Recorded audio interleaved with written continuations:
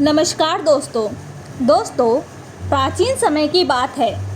प्राचीन भारत में एक गांव में लोग हमेशा दूसरों पर निर्भर रहा करते थे। वे मेहनत करने के बजाय किसी चमत्कार की प्रतीक्षा करते थे। उसी गांव में एक युवक था, आरव, जो यह मानता था कि जब तक कोई उसकी सहायता नहीं करेगा वह जीवन में आगे नहीं बढ़ सकता है। लेकिन जब गौतम बुद्ध गांव में आए तो उनका एक प्रवचन आरव की पूरी सोच बदलने वाला था। यह कहानी उन 9 चरणों में आत्मनिर्भरता की ओर आरव की यात्रा को दर्शाती है।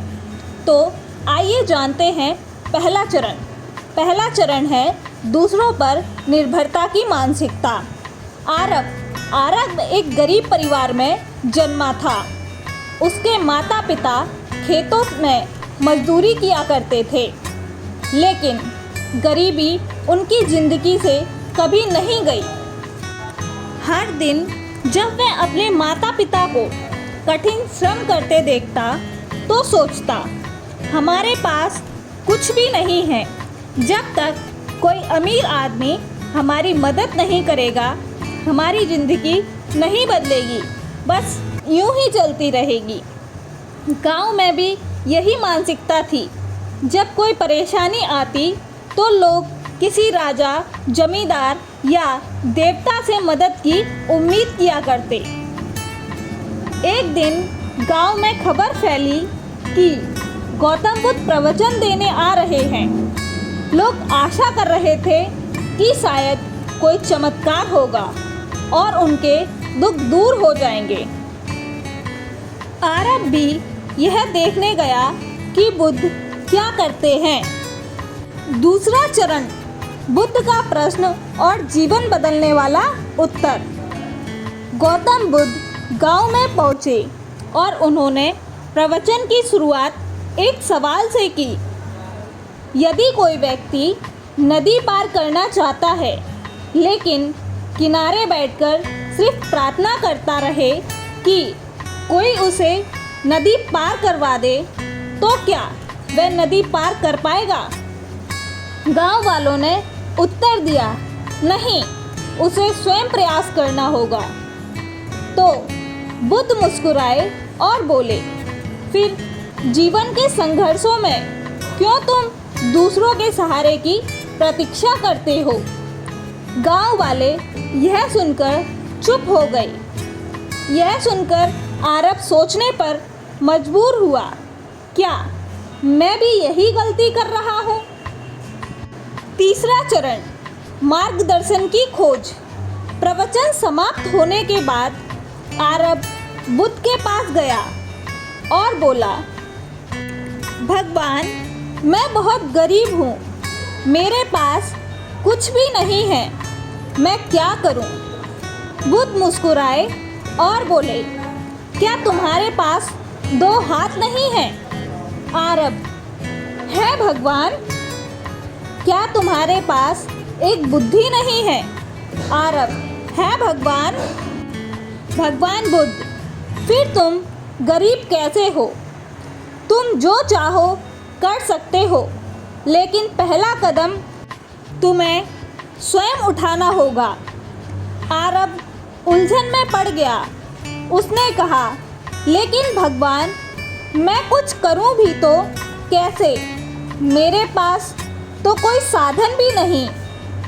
इस बात पर बुद्ध ने उत्तर दिया, तुम्हारी सबसे बड़ी समस्या यह नहीं कि तुम्हारे पास साधन नहीं है, बल्कि यह है कि तुमने कभी क्षमताओं को पहचाना ही नहीं।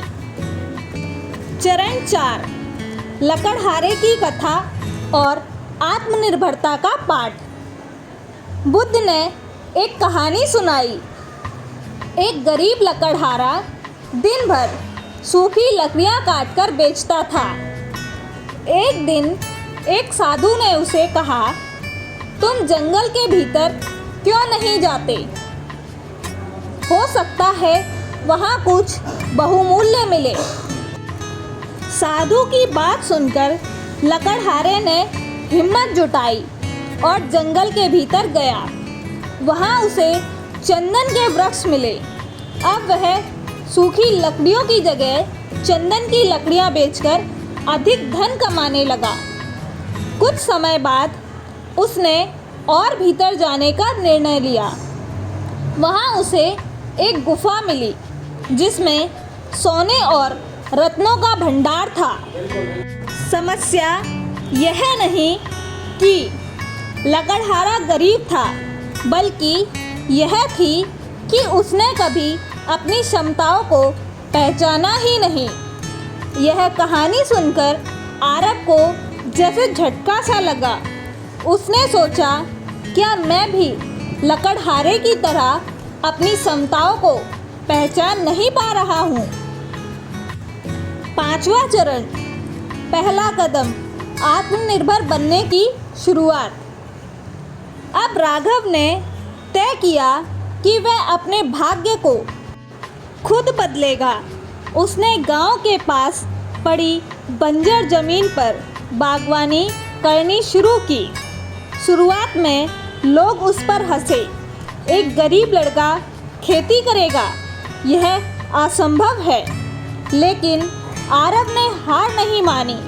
उसने दिन रात मेहनत की और धीरे धीरे उसकी फसलें उगने लगी। अब गांव वाले भी उसकी मदद करने लगे। कुछ ही वर्षों में आरव की बागवानी पूरे गांव के लिए प्रेरणा बन गई। 7वां चरण, बुद्ध की पुनः वापसी और गांव का बदलाव। कुछ वर्षों बाद बुद्ध दोबारा उसी गांव में आए। उन्होंने देखा कि गांव पहले से अधिक खुशहाल था। गांव के लोग अब मेहनती और आत्मनिर्भर बन चुके थे। आरव ने बुद्ध के चरणों में सिर झुकाया और कहा, भगवान, आपने जो ज्ञान दिया उसने मेरी पूरी सोच ही बदल दी। अब मैं जानता हूँ कि जब तक हम खुद पर भरोसा नहीं करेंगे तब तक कोई हमारी मदद नहीं कर सकता। बुद्ध मुस्कुराए और बोले, यही जीवन का सत्य है। जो अपने दम पर खड़ा होना सीख लेता है वही सच्चे अर्थों में स्वतंत्र होता है। गांव के सभी लोग हाथ जोड़कर बोले, हम अपने भाग्य के स्वयं निर्माता हैं। चरण 8, संघर्ष और धैर्य की परीक्षा। आरव को कई कठिनाइयाँ झेलनी पड़ी। कभी बारिश न होने के कारण उसकी फसलें सूख जाती, तो कभी जंगली जानवर खेत नष्ट कर देते।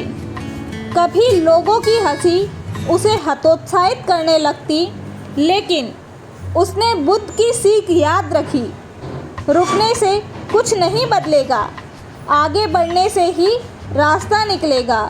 और अंततः उसकी मेहनत रंग लाई। कुछ वर्षों बाद आरव गांव का सबसे सफल व्यक्ति बन चुका था। अब लोग उसकी मेहनत को देखकर प्रेरित होते थे।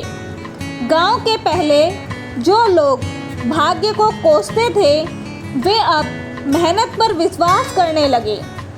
अब यह गांव पहले जैसा नहीं रहा।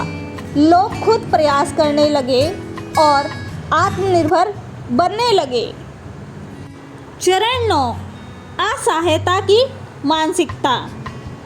सौरभ परिवार का बेहद गरीब लड़का था।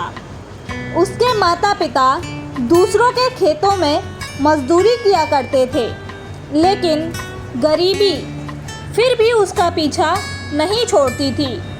हर दिन जब भी सौरभ अपने माता पिता को कठिन श्रम करते देखता तो सोचता, हम हमेशा गरीब ही रहेंगे क्या? हमारे लिए कोई अवसर नहीं है। हमें दूसरों की मदद की ज़रूरत है।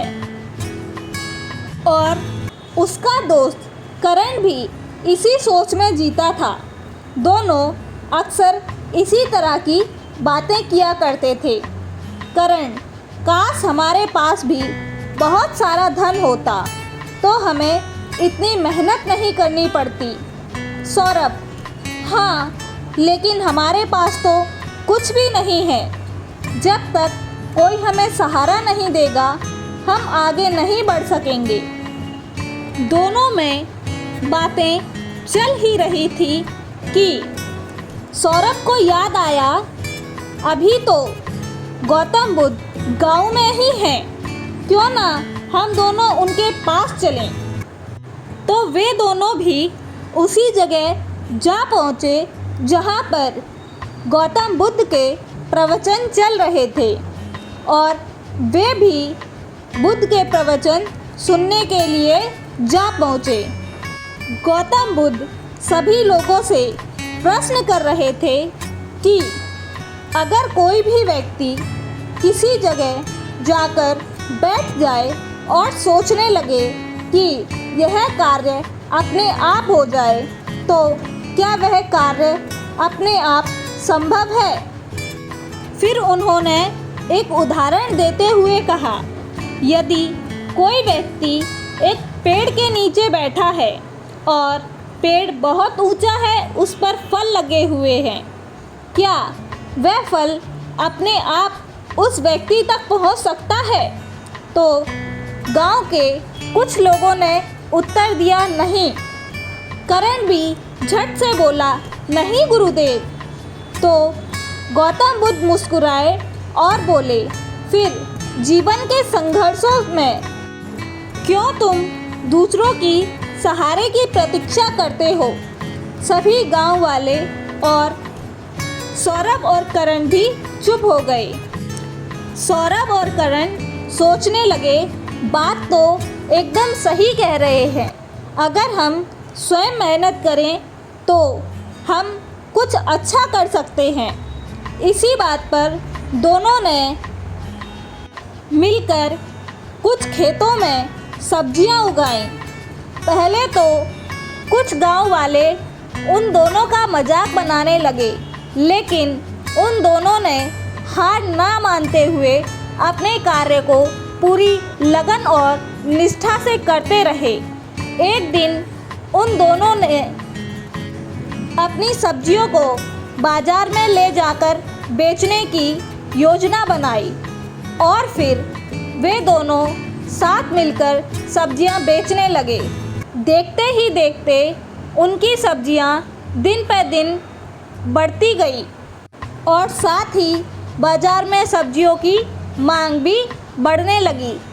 ताज़ी सब्जियां जो वे लोग गांव से बाजार में ले जाते थे, ग्राहक उसे बड़ी खुशी खुशी खरीदते थे। कुछ ही दिनों में उन दोनों का बिजनेस एक ऊंचे शिखर पर जा पहुंचा। अब उन्होंने गांव में ही एक छोटी सी कंपनी खोल ली। अब उन्हें देखकर सभी गांव वाले भी उनके साथ जुड़ने लगे और गांव की हालात सुधरने लगी। सभी गांव वाले भी उनकी मदद में आ गए। सीख और संदेश: इस कहानी से हमें यह सीखने को मिलता है कि जब तक हम खुद को कमज़ोर मानेंगे तब तक कुछ भी नहीं बदल सकता। हमारी क्षमताएं असीमित हैं, बस हमें उन्हें पहचानने की ज़रूरत है। दूसरों की मदद की प्रतीक्षा करने के बजाय खुद पहला कदम उठाना चाहिए। कठिनाइयाँ आएंगी, लेकिन आत्मनिर्भर बनने के लिए संघर्ष करना अनिवार्य है। जो अपने दम पर जीना सीख लेते हैं वही सच्ची स्वतंत्रता का अनुभव करते हैं। अपने दम पर जीने की ताकत ही सच्ची स्वतंत्रता है। धन्यवाद दोस्तों, अगर आप सभी को हमारे द्वारा बताई गई ये गौतम बुद्ध की कहानियाँ पसंद आती हैं तो कृपया इसे अपने प्रियजनों के साथ साझा अवश्य ही किया करें और साथ ही इस कहानी को पूरा एंड तक ज़रूर सुनें और चैनल को लाइक, शेयर और सब्सक्राइब अवश्य करें। धन्यवाद दोस्तों।